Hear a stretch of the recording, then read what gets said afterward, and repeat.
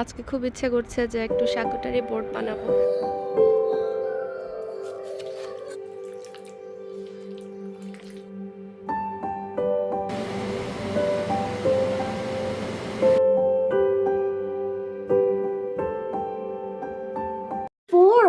Four deer. 4 deers?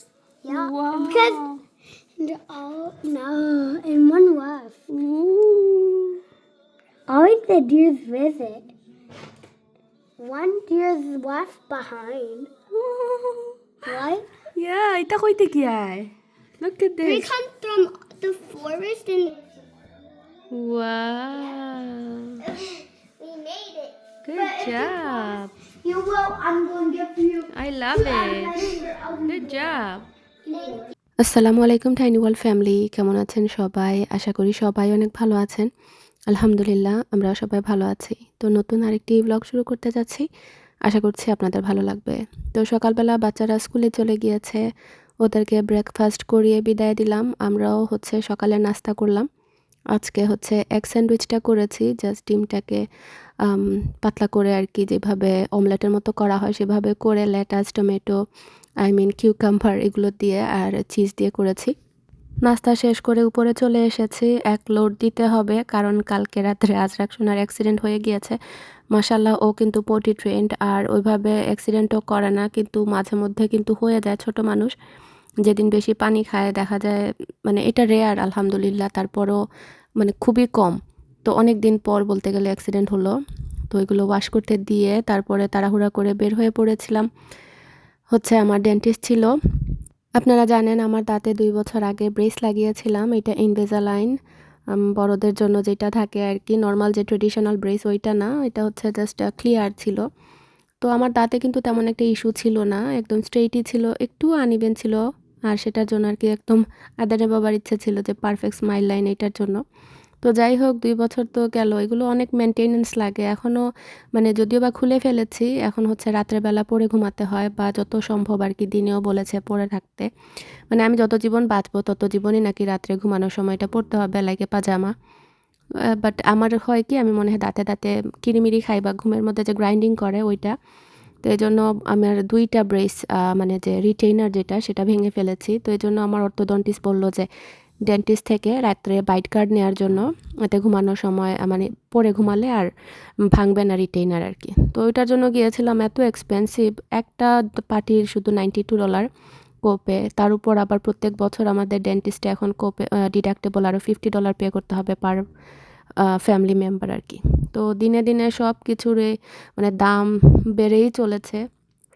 আর doctor তো এখন মনে করেন ইন্স্যুরেন্স থাকা সত্ত্বেও আমাদের অনেক টাকা পে করতে হয়। লাস্ট যে আমি ইমার্জেন্সি ভিজিটে গিয়েছিলাম, এই একদিনের ভিজিটে ইন্স্যুরেন্স কাভার করার পরও $1300 ক্যাশ পে করতে হয়েছে, শুধুমাত্র আমার ল্যাব বা আনুষাঙ্গিক আরও জিনিসপত্রের জন্য। এখনও আমার একটা বাকি এমআরআই করতে দিয়েছে, ওইটা আমি এখনও করাচ্ছি না, দরকার নেই এতটা। দেশে বেশি ওরা কেয়ার করে, সামান্য হলেই বলে যে এমআরআই করো, এটা করো, সেটা করো। তো একটা এমআরআইয়ের জন্য $1100 ক্যাশ, ইন্স্যুরেন্সের বাইরে। তো যাদের ইন্স্যুরেন্স নেই চিন্তা করুন তাদের কি অবস্থা হয়। তো আল্লাহ সবাইকে সুস্থ রাখুক, ভালো রাখুক। আমেরিকায় চিকিৎসা সেবা যেহেতু প্রাইভেট, এই জন্য একটু কস্টলি পড়ে যায়, তবে সব স্টেট সেম না। আলডির এই সেকশনটা আমার খুবই ভালো লাগে, এখানে ডিফারেন্ট জিনিস আসে সিজনাল। আজকে এটা দেখতে পাচ্ছি, এটা খুবই কিউট, বাট এটা আমার জন্য বেশি ছোট। 1-2 জনের জন্য, চায়ের জন্য ঠিক আছে, বাট এত অল্প নিয়ে লাভ নাই। এটা মনে হয় ফুল সেট আছে একটা, এই যে এটা সহ, আমি টিকটকে দেখেছিলাম। এখন তো আমার সব গ্রোসারি বাজার শেষ। আজকে খুব ইচ্ছে করছে যে একটু শাকুটারি বোর্ড বানাবো, অনেক দিন হয় খাই না, মেহমান উসিলে একসাথে খাওয়া হয়ে যাবে। এটার জন্য অনেক টুকটাক জিনিস লাগে, বা লাইক ফ্রুটস, নাটস এগুলা। তো যাই হোক, এখন বাসায় চলে যাব, গিয়ে বাসায় অনেক কাজ। তো এখন ড্রিম মার্কেটে একটু এসেছিলাম। তো ঘরে গ্রোসারি বাজার নামিয়ে এখন আজরাককে আনতে যাচ্ছি, কারণ অনেক জিনিস আছে যে ফ্রোজেন নষ্ট হয়ে যাবে। ওয়েদার একটু ভালো করেছে। কাপড় সকালে দেওয়া হয়েছিল, এগুলো ড্রায়ারে দিতে হবে। বাজার গুছাতে গুছাতে মাথা নষ্ট হয়ে যাচ্ছে। জি, Could we go get my Furby today? এই আজরাক আমাকে এত জ্বালায় আল্লাহ। Furby might be sold out. কোনো কেন সোল্ড আউট হইতো নাই, সোল্ড আউট হইতো নাই। But please. যেদিন আপনি কোনো কিছু প্ল্যান করবেন দেখবেন ওই দিন আরও বেশি ঝামেলা থাকে। সলিটারিলি পুরা ঘর একদম ময়লা ছিল, ওইগুলো ক্লিন করছি। সিঙ্কে এখনও অনেক বাসনপত্র, যদিও বা তেমন কোনো ফর্মালিটিসের দরকার নেই, বাট ভালো লাগে নিজের বাসায় কেউ আসবে আর একটু টুকটাক মানে প্রিপেয়ার থাকবো, এইটাই তো স্বাভাবিক। তো কিছু করার নাই, লাইফ ইজ লাইক দ্যাট। বাস্তব আসলে ইদানিং আমি এই জন্য কারো যদি অ্যাস্থেটিক ভিডিও দেখি বা খুব পরিপাটি দেখি আমার এত অ্যাংজাইটি হয়। আগে এগুলো হতো না, যেহেতু আমিও এই প্ল্যাটফর্মে কাজ করি, আমি জানি একটা ভিডিও বা একটা রিল বানাতে বা একটা অ্যাস্থেটিক লুক দিতে কী পরিমাণে এফোর্ট দিতে হয়। এপ্রিসিয়েট করি যারা করে, বাট সাম রিজন নিজেকে ফালতু মনে হয় আল্লাহ ওরাও কন্টেন্ট ক্রিয়েটর, আমি তো কিছুই করতে পারছি না। এই জন্য আমি এখন ইদানিং কারো অ্যাস্থেটিক ভিডিও সামনে আসলে আমি স্কিপ করে যাই, কারণ আমার মেন্টাল পিস দরকার। আসলে সোশ্যাল মিডিয়া এমন একটা জায়গা, মানুষের পারফেক্ট লাইফ পারফেক্ট সব কিছু দেখে দেখে আমরা মনে করি ও আমি তো কিছুই করতে পারছি না লাইফে, ওদের লাইফ কত সুন্দর বা ওরা কত পরিপাটি। বাট অনেস্টলি স্পিকিং লাইফ হচ্ছে সবারই এলোমেলো, আমরা জাস্ট বেস্ট পার্টটুকু দেখাই। আর এইটা দেখে অনেকে আফসোস করে, বাট আমি বুঝি। আমি জীবনেও মানে কন্টেন্ট ক্রিয়েটর হওয়ার আগেও কখনো সোশ্যাল মিডিয়া লাইফ দেখে ভাবিনি যে না ও এটা আমার হতেই হবে বা ওদের লাইফ কত পারফেক্ট, আমার কেন না। কারণ এই বেসিক নলেজ যাদের আছে আসলে তারা কখনোই লাইফে আপসেট হতে হবে না অন্যের লাইফ দেখে। তো আলহামদুলিল্লাহ এটা ছিল। বাট এখন আর কি যেটা বলছি যে পারফেক্ট রিল বা পারফেক্ট কোনো মানে কিছু দেখলে মনে হয় যে আমি, কারণ ওই যে কাজ করি তো আমি জানি বিহাইন্ড দ্য সিন কত এফোর্ট দিতে হয়। এই জন্য আরও বেশি অশান্তি লাগে যে না এত এফোর্ট দিয়ে ভিডিও বানিয়ে মানে সুন্দর লাগে দেখতে, but behind the scene too much হয়ে যায়। আমি নিজেও করি যখন মানে একটু ভালো লাগে বা একটু হাতে সময় থাকে তখন। আসলে হয়তো বা ওনাদের লাইফস্টাইল ডিফারেন্ট, যারা করে লাইফ মেবি শান্তির বা ইজি, এই জন্য ওরা সময় দিয়ে করতে পারে। আমি আসলে পারি না, এই জন্য নিজেকে বলছি আর কি যে আমার খুব মনে হয় যে আমি মনে হয় কোনো ভালো কন্টেন্ট ক্রিয়েটর না, মানে সুন্দরভাবে ওইভাবে ভিডিওগ্রাফি বা ভিডিও করতে পারি না। আমার খুব ইচ্ছা হয় সুন্দর করে একটু ভিডিও করব, এডিটিং করব। আর ব্লগ করা আমার একটা, বলি সব সময় যে আমার কাছে থেরাপির মতো। এই যে আপনাদের সাথে কথা বলছি, রেকর্ড করছি, আমার নিজের কাজে মোটিভেশন পাই। আমার মনে হয় যে আমি প্রোডাক্টিভ হতে পারি আরও বেশি। তো এই জন্যই শেয়ার করা। তো যাই হোক, এপ্রিসিয়েট করি আপনাদের এত এত ভালোবাসা এর পরেও যে পাচ্ছি আলহামদুলিল্লাহ। বাট নিজের একটা ইচ্ছা শক্তি থাকে না যে আমি এইভাবে করব ওইভাবে করব, ওইটাই আর কি না আফসোস চলে আসে যে আল্লাহ আমি পারছি না ওইভাবে। এই জন্য আসলে আমি স্কিপ করে যাই। কারো কিছু দেখলে আমার এত অশান্তি লাগে, আমি পারফেক্ট কোনো কিছুই ইদানিং দেখতে ভালো লাগে না, আমার ইমপারফেক্ট দেখতেই ভালো লাগে। আমার ফালাক চলে এসেছে, বলো কিছু দেখলে ভালো লাগে মনে হয় না আমার মতো আছে আরেকজন আনারি। তো শাকুঠুরি বোর্ডের জন্য এটা নিচ্ছি, বড়টা আমার আগের বাসায় এখনও আছে। কবে যে আমাদের বাসাটা এমটি করে সব নিয়ে আসবো আল্লাহ জানে। সো টেবিলটা ক্লিন আপ করলাম, ফালাককে খেতে দিয়েছি, আজরাকে একটু নীরব হয়েছে এখন। সো আস্তে আস্তে রেডি করে এগুলো। আমার কথা শুনেও হয়তো বা অনেকে বলতে পারেন যে আপনি তো কত পারফেক্ট, তারপরও যদি এইভাবে বলেন তাহলে আমরা কোথায় যাব। আসলে আমরা সবার লাইফে আমরা সবাই মনে হয় নিজেকে মনে করি আমরা পারফেক্ট না বা ইমপারফেক্ট। আর যেটা বললাম আমরা সবাই আসলে সবার বেস্টটা দেওয়া ট্রাই করি। আর ব্লগ এমন একটা জিনিস কখনোই আমরা চাইবো না যে আমাদের খারাপ দিকটুকু আমরা তুলে ধরি, বেস্ট মোমেন্টটাই তুলি। বাট এর পেছনে কত স্ট্রাগল থাকে। এই যে আজকে এই যে একটা মানে আজকে কেউ মানে ওরকম যে দাওয়াত না, জাস্ট এমনিতে আমার পরিচিত ২ জন আসবে বাসায়। আর তাও রাত্রে মনে হয় কালকে কয়টার সময় কথা হয়েছে, তো হুট করেই আর কি বলেছে যে বিকেলে চলে এসো একসাথে চা খাবো। তো শুধু তো চা খাইয়ে দেয়া যায় না, যতই বলি যে শুধু চা খাবো, ফ্রিজে তো ভাজা পোড়ার অনেক আইটেম থাকে সবার ঘরে, তো ওইভাবে ভেজে দিয়ে চা খাওয়া যায়। কিন্তু ওই যে মন মানে না, মনে হয় কেউ আসলে বাসায় একটু আপ্যায়ন করি। আমার আবার অতিথি আপ্যায়ন সবসময়ই ভালো লাগে, আমি মানে শান্তি পাই মনের মধ্যে যে কেউ আসলে আমার সাধ্যমতো আমি চেষ্টা করি যে আমার মতো করে আপ্যায়ন করতে আর কি। তো সবসময় তো পারি না, সম্ভব হয় না ওইভাবে যে একদম 100%, বাট যতটুকু পারি করি। আর ব্লগিংয়ের কথা বলছি যে অ্যাস্থেটিক ভিডিও দেখতে এত সুন্দর লাগে যে বাতাসে চুল উড়ছে, ঘরের পর্দা দুলছে, সুন্দর করে ওইটা রাখো, ওইটা রাখো। জানেন আপনারা যারা হয়তোবা সবসময় ব্লগ দেখেন তারা জানবেন অ্যাস্থেটিক ভিডিওগুলো কীরকম হয়। আমি ওইগুলোর কথা বলছি যে অ্যাস্থেটিক ভিডিও আসলেই অনেক ফ্রাস্ট্রেটিং লাগে আমার কাছে। মনে হয় এটা সম্ভব না, এটা রিয়াল লাইফ না। বাট ঠিক আছে, এটা ভালো লাগে, পিসফুল লাগে। যারা করতে পারে এদেরকে আমি হ্যাটস অফ জানাই। ইনশাআল্লাহ আমার বাচ্চা-কাচ্চা যখন বড় হয়ে যাবে তখন আমিও সুন্দর করে ভিডিও করতে পারবো। আসলে ভালো লাগে যখন আমি কনটেন্ট ক্রিয়েট করি বা কোনো কিছু রেকর্ড করি। এই যে আজকের বিকেলটা আমি চাইলে কিন্তু সুন্দরভাবে জাস্ট অতিথি আপ্যায়ন করে বিদায় দিয়ে দিতে পারতাম রেকর্ড না করে। কিন্তু ওই যে বললাম আমার মোটিভেশন আসে কাজে, আমি এনার্জি পাই। আপনারা আমার ব্লগ দেখে এনার্জি পান বা ভালো ফিল করেন, আর আমি রেকর্ডিং করে আপনাদের সাথে ভিডিও শেয়ার করে সেটা আনন্দ পাই। ভিডিও যখন করতাম না তখনও সবসময় বলি যে আগে স্ন্যাপচ্যাট, তারপরে ফেসবুক এগুলোতে খুবই অ্যাক্টিভ ছিলাম। ভালো লাগে আমি শেয়ার করতে। আসলে আমাদের মতো যারা ব্লগার, আমাদের মেন্টালিটি বা আমাদের মানে চিন্তাভাবনা হয়তোবা সেম, এজন্য আমরা কাজ করতে পারি বা এরকম প্ল্যাটফর্মে কাজ করছি। তো যাই হোক, আজকে আসলে আমি এলোমেলো কথা বলছি নিজেও জানি না। তো এখানে হচ্ছে আজকে প্ল্যান করেছি চিকেনের কাবাব করব, ওই যে শাসলিক কাবাব থাকে ওইটা। যেটা আর কি হুটহাট মাথায় এসেছে। বাসায় গেস্ট আসলে আসলে মনে হয় এটা করি, ওইটা করি। বাট সময় থাকে লিমিটেড। যেহেতু আজরাককে বাসায় নিয়ে আসলাম, ফালাকও বাসায় আসলো, ওদেরকে খাওয়ালাম ২ জনকে, খাওয়ায়ে-দাওয়ায়ে দেন আমি কিচেনে আসছি। আর আজকে ফুল প্রিপারেশন বলতে গেলে পুরা ১ ঘন্টার ভেতরে করেছি। আর এই ১ ঘন্টায় যতটুকু পারা যায় আর কি আমি সাধ্যমতো চেষ্টা করেছি। একদম কার্টুনের মতো দৌড়ে, দৌড়ে এদিকে একটা, ওইদিকে একটা, এরকম। তো এখানে হচ্ছে চিকেনের বুকের মাংসগুলো আমি কিউব আকারে কেটে নিয়েছি। টক দই দিয়ে দিয়েছি, তারপরে দিয়ে দিচ্ছি হচ্ছে লেবুর রস। লেবুরও রসটা আমি চিপে, চিপে দিচ্ছিলাম।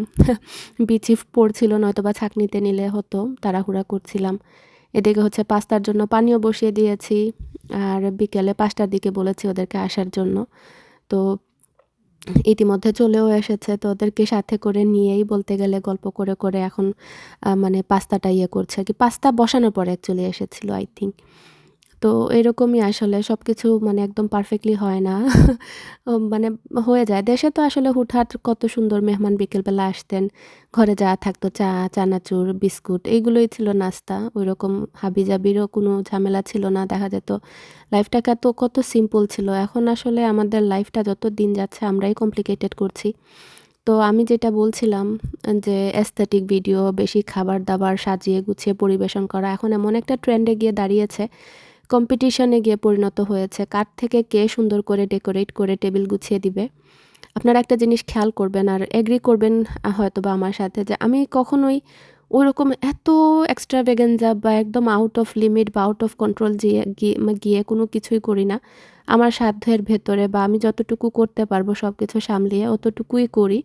বাট ইদানিং দেখতে পাচ্ছি ফেসবুকে বিশেষ করে মানে এত রিল আসে, মানে খাবার-দাবারের ডিসপ্লে করে। আমার মনে হয় এটা অহেতুক হয়ে যাচ্ছে। মানে সব জিনিসেরই সৌন্দর্য থাকে। বাট বাড়াবাড়ি কোনো জিনিসই ভালো লাগে না। এখন একটা মনে হয় অসুস্থ মানে কম্পিটিশন চলছে চারপাশে। যেমন এই বৈশাখী নিয়ে একটা তোলপাড় শুরু হয়েছে চারপাশে, রিলসের ভিডিও বানানোর। মানে কার থেকে কে বেশি টাকা খরচ করে অর্গানাইজ ওয়েতে করবে। এই যে একটা অসুস্থ কম্পিটিশন, এটার পেছনে মানুষ দিন, দিন আনন্দটুকু হারিয়ে ফেলছে আমার কাছে মনে হচ্ছে। কারণ একটা পার্টি অর্গানাইজ করতে কত এফোর্ট দিতে হয়।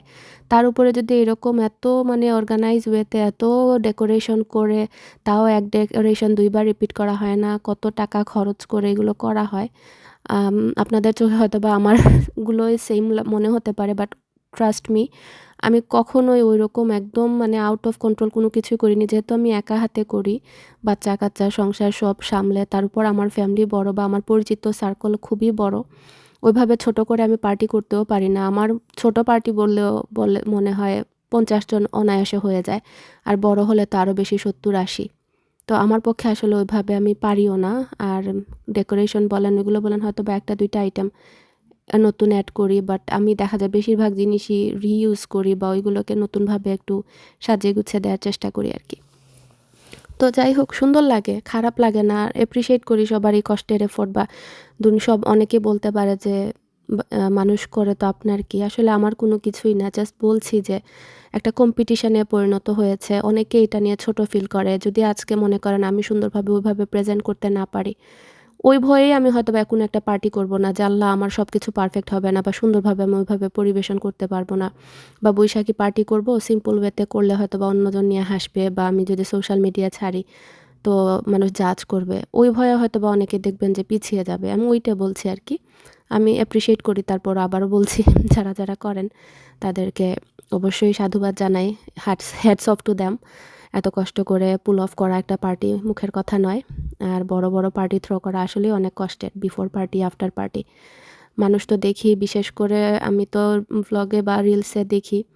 এখন মানে যদিও বা সোশ্যাল মিডিয়াতে আমি বলি তো পরিপাটি দেখতে ভালো লাগে না। কিন্তু চোখের সামনে তো চলে আসে। বিশেষ করে এই কয়দিন এত বেশি বৈশাখীর রিল আসছে চোখের সামনে। তো সবগুলোতে দেখে মানে এত সুন্দর লাগে, এত টেবিল ভর্তি খাবার, এত আয়োজন, মানে কি বলবো। আর একেকজন তো একটার পর একটা পার্টিতে অ্যাটেন্ড করতেই আছেন। একেকজনের ১০টা ১২টা শুধু বৈশাখের শাড়ি। তা মনে চিন্তা করি আমি আমার সারাটা জীবন হোস্টিংই করে গেলাম। বাট ওইভাবে মানে কোনো দাওয়াত আর পেলাম না। ইচ্ছা হয় মাঝে যে নিজেও গিয়ে ঘুরে আসি, খেয়ে আসি, আনন্দ করে আসি। বাট দেখা যায় আমার বেশিরভাগ সময় হোস্টিংই করা পড়ে।